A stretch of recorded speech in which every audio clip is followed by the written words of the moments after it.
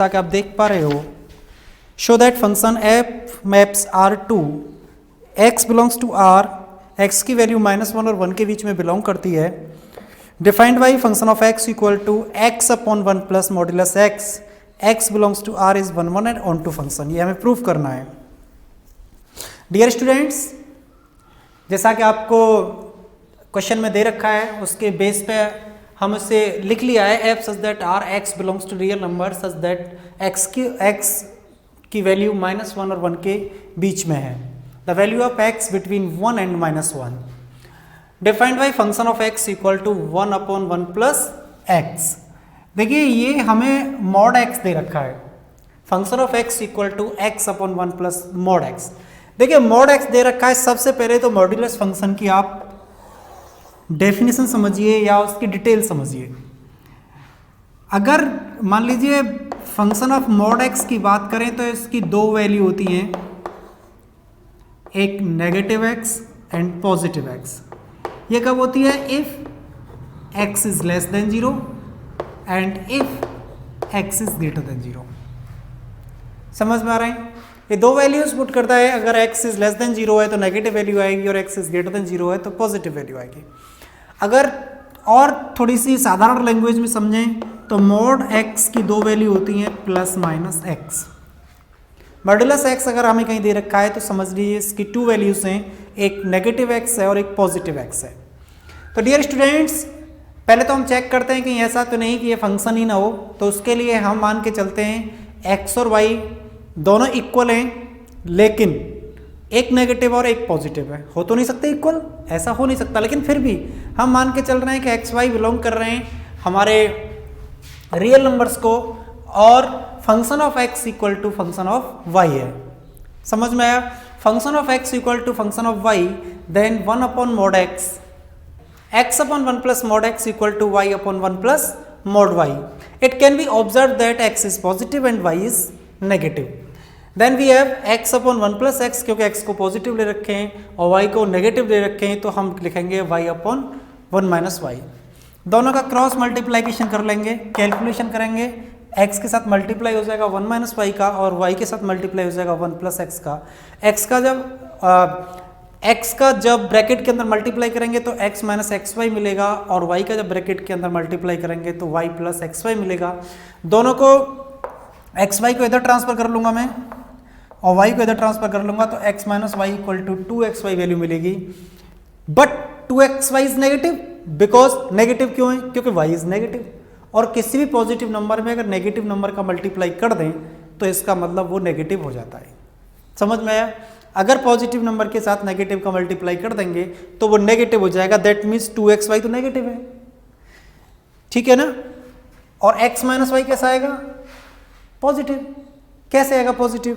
देखो x की value positive है और y की वैल्यू नेगेटिव है, नेगेटिव एनी नंबर, तो क्या आएगा? x प्लस एनी नंबर, तो पॉजिटिव हुआ। तो ये तो आपस में खुद ही बराबर नहीं है, तो इसका मतलब जिस चीज़ का हमें डर था वो निकल गया। इट मीन्स ये गलत कंडीशंस को फॉलो नहीं कर रहा है, इसलिए ये फंक्शन है। अब फंक्शन है तो फिर हमें दो चीज़ चेक करनी पड़ेंगी, 1 1 एंड ऑन टू। तो 1 1 के लिए हम क्या मान के चलेंगे? अगर एक्स वाई दो एलिमेंट मान रहे हैं तो दोनों को ही फिर पॉजिटिव मानेंगे या दोनों को ही नेगेटिव मानेंगे, और function x equal to function x y put करेंगे। देन अगर हमारी value x equal to y आती है तो we can say that given function is 1 1। So we will check 1 1। इस चीज़ को समझ लीजिए आप ढंग से। अब हम 1 1 को चेक करते हैं। On the basis of this statement we can say x is either positive or negative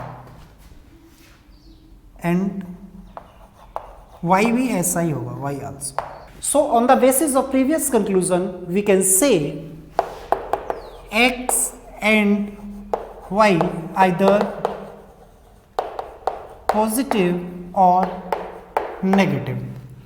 तो कंसिडर करके चलते हैं हम, let x and y are, we have, देखिए function of x equal to function of y रखेंगे तो x equal to y find out होना चाहिए। Implies that implies x upon 1 plus x equal to y upon 1 plus y. इसे हम लिख सकते हैं x1 plus y equal to y1 plus x. That implies x plus x y equal to y plus x y. X y से x y cancel हो जाएगा। That implies x equal to y. So on the basis this conclusion we can say f is the one function. So f is one function. ठीक है बेटा, आ गया समझ में? अभी पूरा नहीं हुआ है, अभी हम ऑन टू पार्ट निकालेंगे इसका।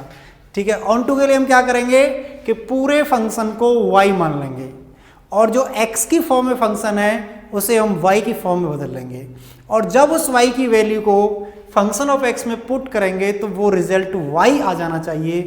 तो हम कह देंगे कि given function is onto function. So we will check now let y belongs to r such that y की वैल्यू भी फिर उतनी होनी चाहिए, कितनी? -1 से लेके -1 और 1 के बीच में। ठीक है, value of y between 1 and -1। Function of x equal to y equal to क्या हो गया हमारा? x upon 1 plus mod x। ठीक है, अब इसे थोड़ा सा कैलकुलेशन करते हैं। ये हमारा पॉजिटिव के लिए 1 हो गया। अब हम चेक करते हैं if x and y are negative, तो क्या कैसे चेक करेंगे बेटा? Function of x equal to function of y रखेंगे तो हमारा x इक्वल टू y आना चाहिए। तो किस तरह करेंगे?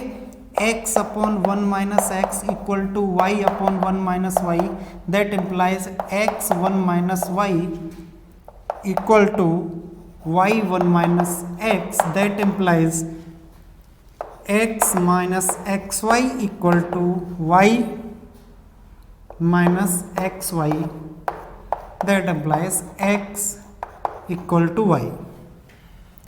अब पॉजिटिव है भी 1 है और नेगेटिव 1 है, सो f इज 1 दोनों कंडीशंस में हमारा f 1 है।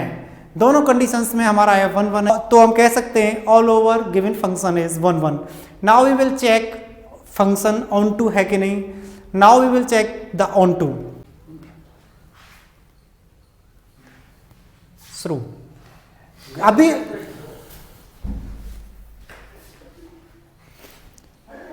चलो दोबारा शुरू करना, चलो कोई बात ना, कट जाएगी। अभी हमने किया है इसका 1 हम निकाल चुके हैं 1 और मॉड्यूलस के बारे में मैं बता चुका हूँ। मॉड्यूलस फंक्शन को एक बार और डिफाइन करता हूँ। अगर कहीं फंक्शन ऑफ मॉड x है तो इसकी वैल्यू होंगी एक तो पॉजिटिव x और एक नेगेटिव x। ये कब होगी? If x is x is greater then 0 and if x is less than 0। And signum function की क्या खासियत होती है?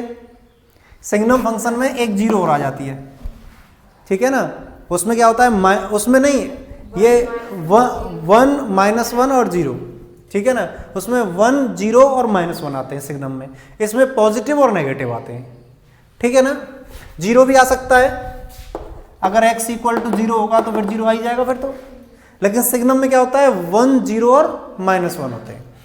तो ये मॉड्यूलस फंक्शन है। अब बेटा ये हमने 1 पार्ट कंप्लीट कर लिया। अब ऑन टू पार्ट की बात करते हैं। तो देखो फॉर ऑन टू के लिए हम ए फंक्शन ऑफ x को y के इक्विवेलेंट रख देते हैं। तो देखो बहुत ध्यान देना पड़ेगा। तो फंक्शन ऑफ x को आप y के इक्वल लिख देते हो और y की वैल्यू कितनी है? x upon 1 plus mode x। तो मल्टीप्लाई करेंगे, दैट इम्प्लाइज y के साथ हो जाएगा 1 प्लस मोड x का मल्टीप्लाई इक्वल टू x। अब देखो बेटा यहां पर दो सिचुएशन आएंगी। एक क्या आएगी? अगर x पॉजिटिव है और x नेगेटिव है। तो देखो इफ x नेगेटिव है नेगेटिव के सिंबल को इस तरह लिख सकते हैं, नेगेटिव। तो y1 minus x, mod x की वैल्यू क्या आएगी, negative x equal to x. Simplify करो इसे तो y minus x y equal to x, transfer कीजिए तो y equal to x plus x y, common लीजिए, x कॉमन है तो 1 plus y, that implies x equal to क्या निकल गया, y अपॉन 1 प्लस वाई। ये एक तरह से gy की वैल्यू हो गई फॉर पॉजिटिव x। यहां गौर करने की बात है, समझना, ये पॉजिटिव x के लिए है, ये पॉजिटिव x के लिए हम क्या मान के चले, वो gy की वैल्यू, सॉरी ये नेगेटिव x के लिए y अपॉन 1 प्लस वाई है। Similarly if x is positive तो क्या आएगा, देख लेना कैलकुलेशन करके, x upon y upon 1 minus y आएगा। भाई सीधी सी बात है, यहां पर क्या हो जाएगा, प्लस हो जाएगा, प्लस हो जाएगा तो यहां माइनस हो जाएगा, मतलब सिंबल बदल जाएगा तो y अपॉन 1 माइनस वाई।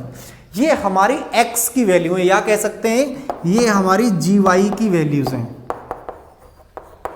ठीक है ना। gy की दो वैल्यू निकल के आई, x पॉजिटिव है तो y अपॉन 1 माइनस वाई, और x नेगेटिव है तो y अपॉन 1 प्लस वाई। अब क्या करना है कि हम मान के चलेंगे कि y रियल नंबर को बिलोंग कर रहा है कोडोमेन में जो gy है।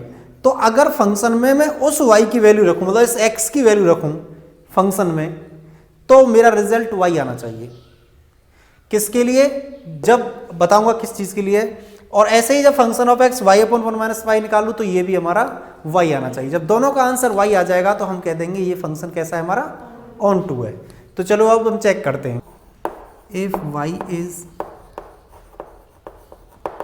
नेगेटिव, है ना, if y is negative there exist, मैंने बताया था कि इस लाइन को तो याद कर लीजिए आप, x इक्वल टू नेगेटिव के लिए क्या है, y अपॉन वाई। किसको बिलोंग करेगा, ये रियल नंबर को। सच दैट, ये लाइन मैंने बताई थी, ध्यान हो तो, जब हम पढ़ा रहे थे कि देयर एग्जिस्ट और फिर उसकी value such that function of x equal to, यहाँ x की वैल्यू कितनी है, y upon 1 plus y. It means क्या हुआ कि जो आपकी वैल्यू है x की, उसे पुट कहाँ करेंगे, फंक्शन ऑफ x में। यही तो बात हुई। तो चलो पुट करते हैं। यहां पर बेटा एक चीज ध्यान रखना, y is negative means modulus अगर इस वैल्यू को निकालेंगे तो वो नेगेटिव आएगा, इतनी चीज ध्यान रखनी है। चलो चेक करते हैं। x की जगह पर आप क्या लिखोगे, y अपॉन 1 प्लस वाई। समझ में आ रहा है, इस x की जगह पर upon 1 plus modulus y upon 1 plus y equal to. अब बेटा y कैसा है, नेगेटिव है, तो ये वैल्यू मॉड्यूलस अगर मैं ओपन करूंगा तो कितनी आएगी, नेगेटिव आएगी, क्योंकि मॉड्यूलस की दो वैल्यू होती हैं, पॉजिटिव और नेगेटिव। तो क्योंकि y यहां क्या है, नेगेटिव, तो अगर मैं इसे ओपन करूंगा तो ये नेगेटिव आएगा। देखो किस तरह, y upon 1 plus y upon 1 minus y upon 1 plus y, क्योंकि इसकी दो वैल्यू होंगी पॉजिटिव और नेगेटिव। जब आप नेगेटिव ले रहे हो तो पॉजिटिव में अगर नेगेटिव का मल्टीप्लाई करेंगे तो रिजल्ट क्या आएगा, नेगेटिव। अब इसे सॉल्व कर लीजिए तो देखो क्या आएगा, एलसीएम है दोनों में, तो कैंसिल कर देता हूं। इधर किसका मल्टीपल हो जाएगा, तो देखो बेटा इससे कैंसिल हो गया, तो क्या आया आपका y। So f is onto for that value, ठीक है ना। So f is onto for this value. अब we will check if y is positive. तो चलो चेक करते हैं। तो देखो if y is positive there exists x equal to कितना आएगा बेटा, y upon 1 minus Y. Positive के लिए x की वैल्यू कितनी है, y अपॉन 1 माइनस वाई। तो ये such that function of x equal to क्या हो गया, function of y upon 1 minus y. इसका मतलब क्या हो गया, equal to function of y upon 1 minus y का मतलब हो गया, इसमें रख देंगे वैल्यू, तो y upon 1 minus y upon 1 plus modulus y upon 1 minus y. अब देखिए ये पूरा फंक्शन y का है, तो y आपका कैसा है, पॉजिटिव, तो इस मॉड को अगर ओपन करेंगे तो पॉजिटिव वैल्यू मिलेगी आपको। तो देखिए क्या हुआ, y upon 1 minus y upon 1 plus y upon 1 minus y. Normal calculation है, कर लेंगे। 1 माइनस वाई को एलसीएम ले लेंगे तो कैंसिल हो जाएगा, तो ये आ जाएगा 1 माइनस वाई प्लस वाई, इसका इसमें मल्टीप्लाई हो जाएगा। अगर किसी बच्चे की नहीं समझ में आता है तो बताइए, अभी समझ में आ रहा है कैसे कैलकुलेशन हुआ। चलो एक लाइन और बढ़ा देता हूँ, ये हो गया y upon 1 minus y upon 1 minus y plus y upon 1 minus y, इससे ये कैंसिल हो गया, तो ये हुआ 1, ये y से y कैंसिल हो गया, y upon 1 equal to y. तो अब देखिए फंक्शन ऑफ x की वैल्यू क्या निकल के आई, y रखने पर, चाहे वो नेगेटिव हो चाहे वो पॉजिटिव हो, तो हम कह देंगे सो f इज ऑन टू। समझ में आ गया, 1 पहले प्रूव कर चुका था, ऑन टू अब हो गया। इसमें जो पॉइंट निकल के आए वो ये है कि अगर हम x को नेगेटिव लेते हैं तो ये मॉड x की वैल्यू नेगेटिव आएगी, x को पॉजिटिव लेते हैं तो इस मॉड x की वैल्यू, देखो यहां मैंने किया है, मॉड x की वैल्यू पॉजिटिव आएगी। अब ऐसे ही सिमिलरली जब आपने फंक्शन x को चेंज कर दिया y की फॉर्म में, देन आप y को नेगेटिव लेते हैं तो जहां भी मॉड y आ रही है, ये पूरी बात y आ रही है, उसे ओपन करोगे तो नेगेटिव मिलेगा। ऐसे ही सिमिलरली जहां भी मॉड y आ रही है, अगर आपने y को पॉजिटिव लिया है तो पॉजिटिव मिलेगा। कैलकुलेशन कर लेंगे, दोनों y आ जाएंगे, और जब दोनों y आ जाते हैं फंक्शन ऑफ पॉजिटिव रखने पर नेगेटिव रखने पर, मींस फंक्शन ऑफ x की वैल्यू y में रिप्लेस करने पर y ही फाइंड आउट हो रही है, तो हम कह देंगे कि given function is onto function and this function is 1 1 and on to.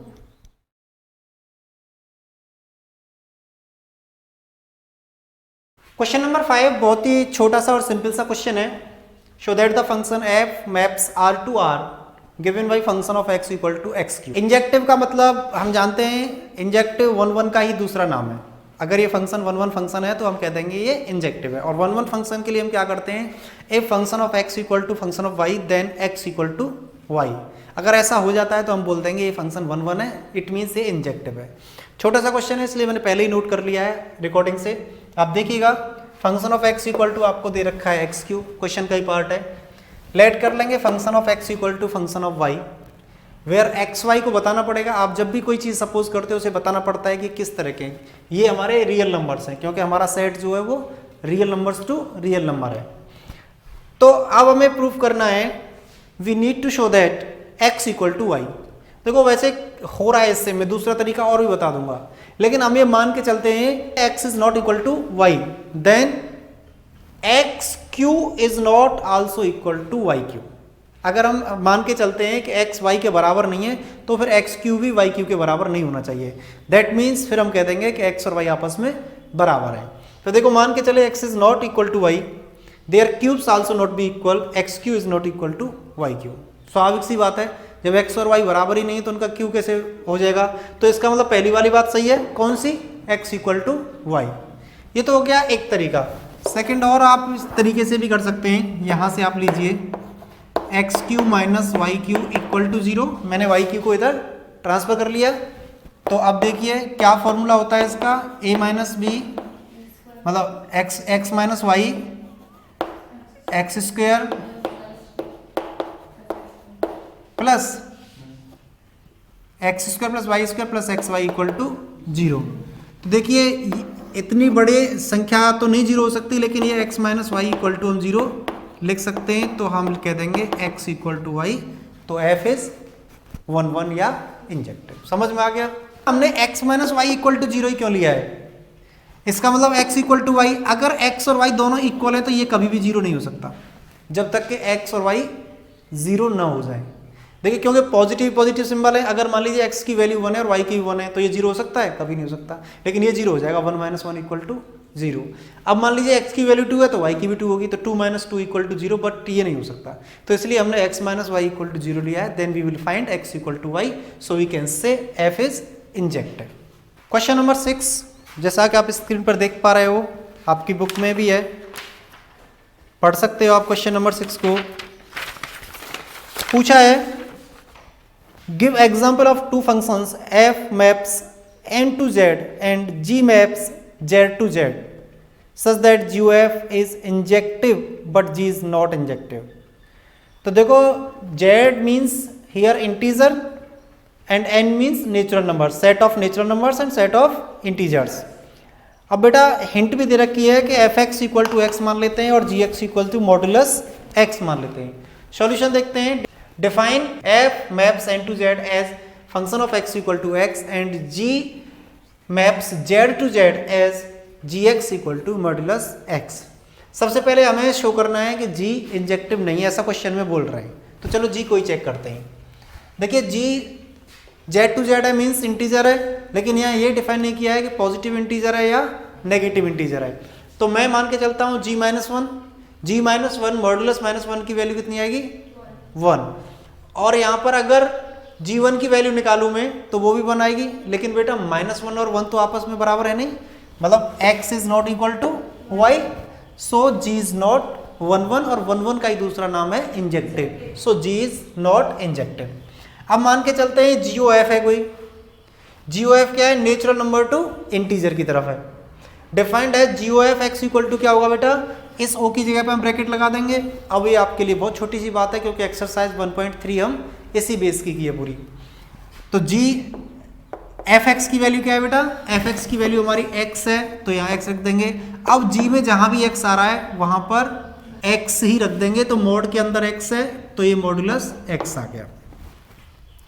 अब बेटा हम ये मान के चलते हैं कि एक्स वाई नेचुरल नंबर से such that GOF x equal to GOF y, जिनके लिए GOF x equal to GOF y है, तो इट मीन्स GOF x की वैल्यू कितनी है मॉडुलस x, तो GOF y की क्या होगी मॉडुलस y। निकाल भी सकते हो आप, नहीं तो जरूरत भी नहीं है, कॉमन सेंस की बात है।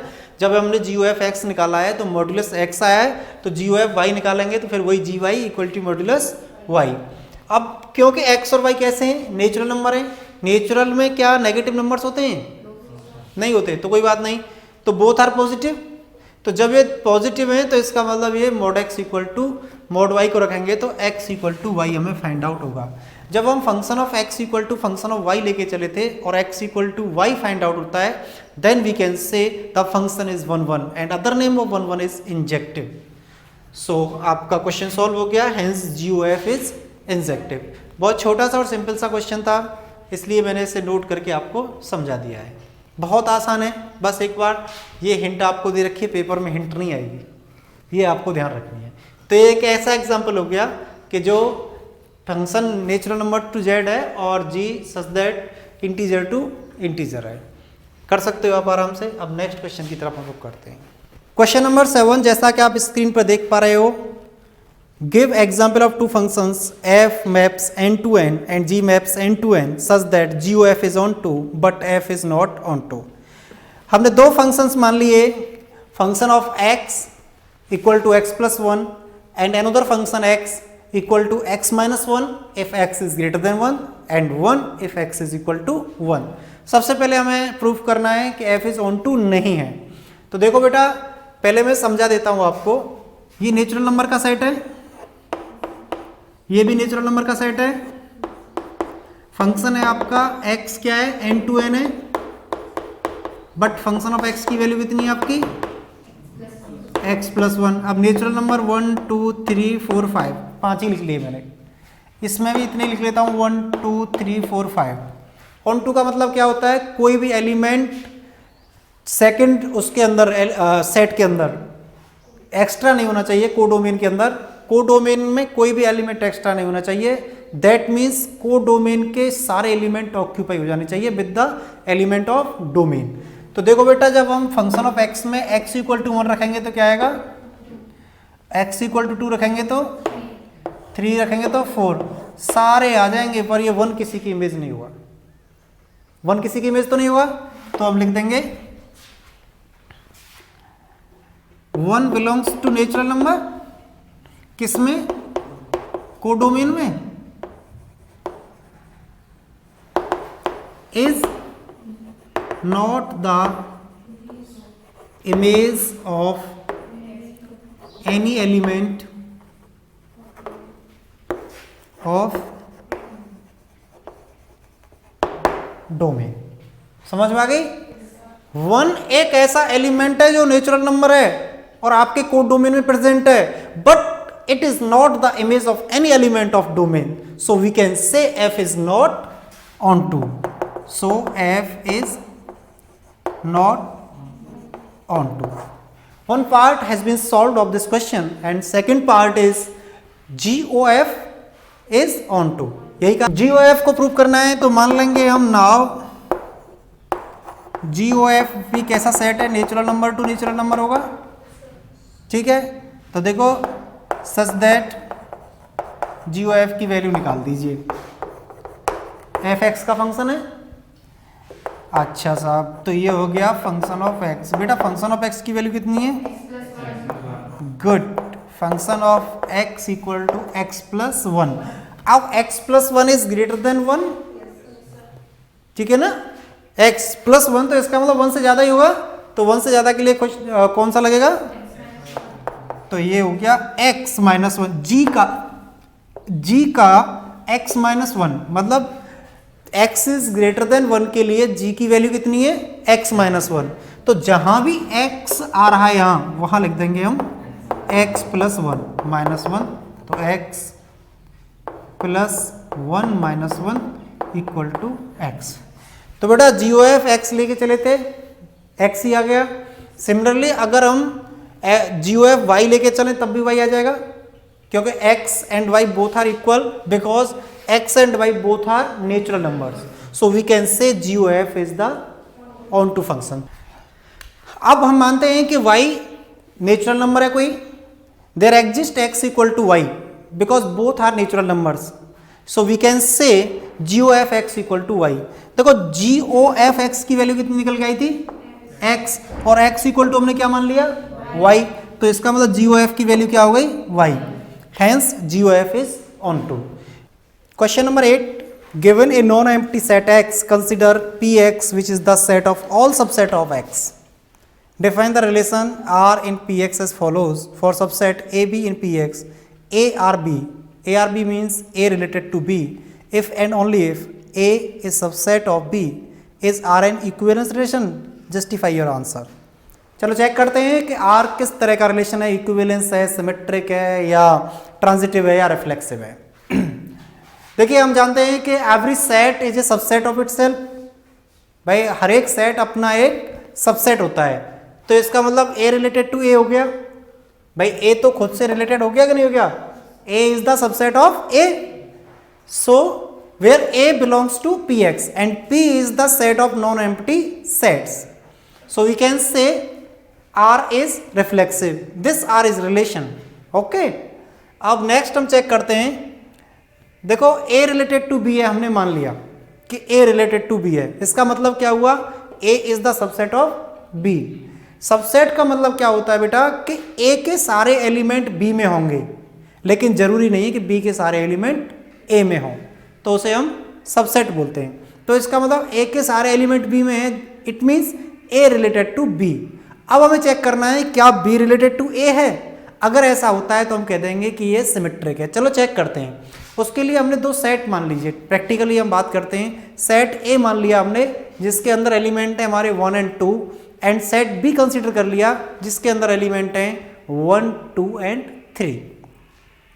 तो देखिए यहां पर A सबसेट ऑफ B है, मींस A के सारे एलिमेंट B में हैं, ठीक है जी, इसका मतलब A रिलेटेड टू B है।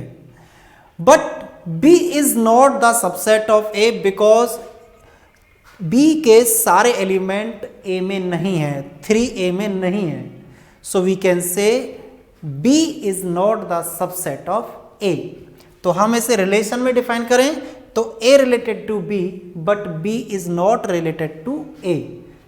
दोबारा सुनिए, A related to B but B, ये जो R मैंने काट रखा है इसका मतलब है इज नॉट रिलेटेड टू ए। जब ए का बी से संबंध है लेकिन बी का ए से नहीं है तो इस तरह का जो रिलेशन होता है वो सिमेट्रिक नहीं होता, क्योंकि सिमेट्रिक की डेफिनेशन में मैंने बताई थी, if A related to B and then if A related to B then B related to A, so we can say the relation is symmetric, otherwise R A is not symmetric. देखिए यहां पर ए का B से संबंध तो है, A related B to है, लेकिन B is not related to A, तो हम कह सकते हैं आर इज नॉट सिमेट्रिक। बहुत सिंपल सा क्वेश्चन था इसलिए मैंने नोट कर लिया है ये। अब देखो हम मान के चलते हैं कि ए सबसेट है बी का, इसका मतलब ए के सारे एलिमेंट बी में है, बी के सारे एलिमेंट सी में है, तो एक बात बताओ फिर ए के तो सारे सी में होंगे ही, इसका मतलब ए रिलेटेड टू बी है, बी रिलेटेड टू सी है, ए रिलेटेड टू बी है, बी रिलेटेड टू सी है, तो इसका मतलब ए रिलेटेड टू सी भी है। तो इस तरह के रिलेशन को हम क्या कहते हैं, ट्रांजिटिव रिलेशन। तो यहां पर मैंने लिख भी दिया है A related to B and B related to C, then A is also related to C, so we can say R is transitive. तो बेटा ये इक्विवेलेंस रिलेशन तो हुआ नहीं, क्योंकि according to the definition of equivalence relation the relation should be reflexive, symmetric and transitive, but here given relation is not symmetric, so we can say given relation is not equivalence relation, it is only reflexive and transitive but not symmetric। तो हो गया बेटा, symmetric नहीं है, transitive है और reflexive है। इस तरह से आपका क्वेश्चन नंबर 8 सॉल्व हो गया।